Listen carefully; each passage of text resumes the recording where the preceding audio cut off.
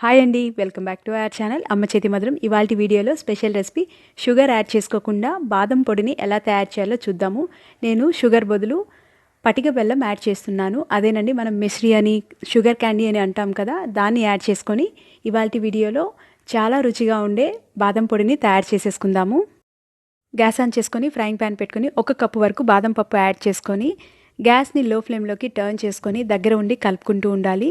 Minimum 10 నిమిషాల పాటు fry చేసుకుంటే మనకి ఇవి బాగా ఫ్రై అయిపోతాయి. మాడిపోతే మనకి ఫ్లేవర్ మారిపోతుంది కాబట్టి జాగ్రత్తగా కలుపుకోవాలి.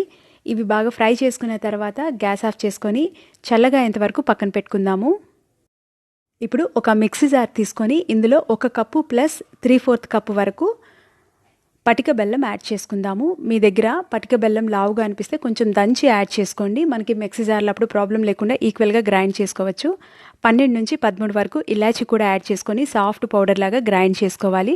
మనకి షుగర్ పౌడర్ ఎలా ఉంటుందో అదే సాఫ్ట్నెస్లో గ్రైండ్ చేసుకోవాలి. ఇలా గ్రైండ్ చేసుకున్న తర్వాత 1 కప్పు వరకు బాదం పప్పు 1 కప్పు తీసుకున్నాం కదా, అదే కప్పుతోటి మిల్క్ పౌడర్ కూడా యాడ్ చేసుకొని మరొకసారి గ్రైండ్ చేసుకోవాలి ఫైన్ పౌడర్ లాగా. ఇప్పుడు మిగిలిన బాదం పప్పు కూడా ఇందులో యాడ్ చేసుకుందాము.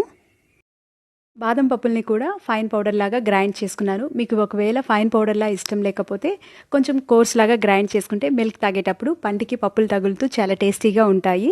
కొంచెం కలర్ కోసం పసుపు కూడా యాడ్ చేసుకొని మరొకసారి గ్రైండ్ చేసుకుందాము. ఇలా గ్రైండ్ చేసుకున్న తర్వాత దీన్ని వెంటనే 8 కంటైనర్లో పెట్టుకోకుండా ఒక అరగంట పాటు బయట ఉంచుకోవాలి. అంటే వేరే బౌల్లోకి ట్రాన్స్ఫర్ చేసుకొని పక్కన పెట్టుకుందాము.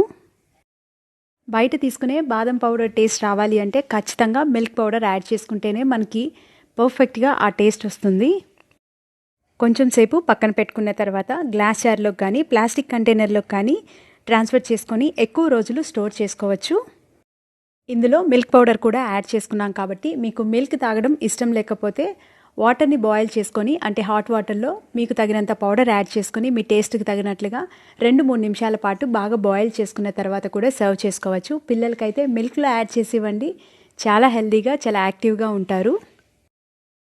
ఈ బాదం పౌడర్ని డైరెక్ట్గా మిల్క్లో యాడ్ చేసుకోవచ్చు, హాట్ మిల్క్లో, లేదా మిల్క్తో పాటు 2 నిమిషాల పాటు మరిగించుకున్న తర్వాత కూడా సర్వ్ చేసుకోవచ్చు.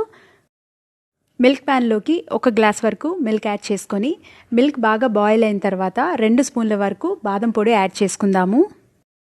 2 నుంచి 3 నిమిషాల పాటు ఈ బాదం మిక్స్ని బాయిల్ చేసుకోవాలి. మీకు మిల్క్ ఇష్టం లేకపోతే మిల్క్ ప్లేస్లో వాటర్ కూడా తీసుకోవచ్చు. వాటర్ బాగా బాయిల్ అయిన తర్వాత బాదం పౌడర్ని మిక్స్ చేసుకోవాలి. 2 to 3 మినిట్స్ బాయిల్ చేసుకున్న తర్వాత గ్లాస్లోకి ట్రాన్స్ఫర్ చేసుకుందాము. మిల్క్ పైన బాదం తురుము కానీ కాజు తురుము కానీ యాడ్ చేసుకోండి, చాలా టేస్టీగా ఉంటుంది. మీరు స్వీట్నెస్ని ఎక్కువగా ఇష్టపడే వాళ్ళైతే 2 కప్పుల వరకు పటిక బెల్లం యాడ్ చేసుకోవచ్చు. నేను ఇక్కడ 1 కప్పు ప్లస్ 3/4 కప్పు వరకు యాడ్ చేసుకున్నాను కదా, మీరు టోటల్గా 2 కప్పుల వరకు యాడ్ చేసుకోవచ్చు. షుగర్ కాకుండా పటిక బెల్లం యాడ్ చేసుకున్నాం కదా, టేస్ట్లో మాత్రం అస్సలు డిఫరెన్స్ ఉండదు. పిల్లలకి రోజుకి ఒక్కసారి ఇచ్చినా కూడా చాలా హెల్తీగా ఉంటారు. మీకు ఈ రెసిపీ నచ్చినట్లయితే మీ ఫ్రెండ్స్ తోటి రిలేటివ్స్ తోటి షేర్ చేయండి. అమ్మ చేతి మధురం ఛానల్ని సబ్స్క్రైబ్ చేయండి. Thank you.